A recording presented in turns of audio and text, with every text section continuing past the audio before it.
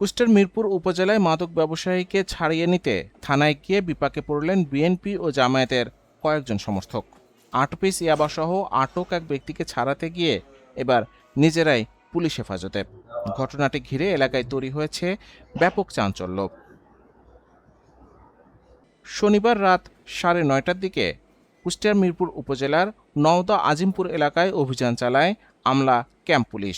এ সময় ৮ পিস ইয়াবাসহ রবুল ইসলাম নামের এক ব্যক্তিকে হাতে নাতে আটক করা হয়।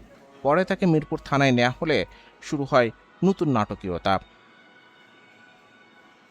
পুলিশ সূত্র জানায়, রাত 10টার দিকে আটক রবুল ইসলামকে ছাড়িয়ে নিতে থানায় হাজির হন সদরপুর ইউনিয়নের ৬ নম্বর ওয়ার্ডের ইউপি সদস্য এনামুল হক। স্থানীয়ভাবে তিনি বিএনপির রাজনীতির সঙ্গে সক্রিয় বলে জানা গেছে।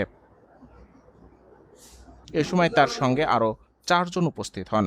তাদের মধ্যে ছিলেন সুজন আলী, আলাউদ্দিন, শরীফুল ও সাইদুল। পুলিশ বলছে, তারা সবাই আসামির পক্ষে তদবির করতে থাকেন এবং বারবার নিষেধ করার পরও থামেননি। এক পর্যায়ে পরিস্থিতি নিয়ন্ত্রণে আনতে ওই 5 জনকেই পুলিশ হেফাজতে নেওয়া হয়। ঘটনার পর পুরো এলাকায় শুরু হয়েছে আলোচনা সমালোচনা।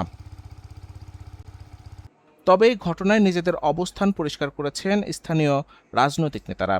মিরপুর উপজেলা জামায়াতে ইসলামের আমির রেজাউল করিম বলেন, আটক 4 জন জামায়াতের কোনো নেতা বা কর্মী নন, তারা শুধুই সমর্থক।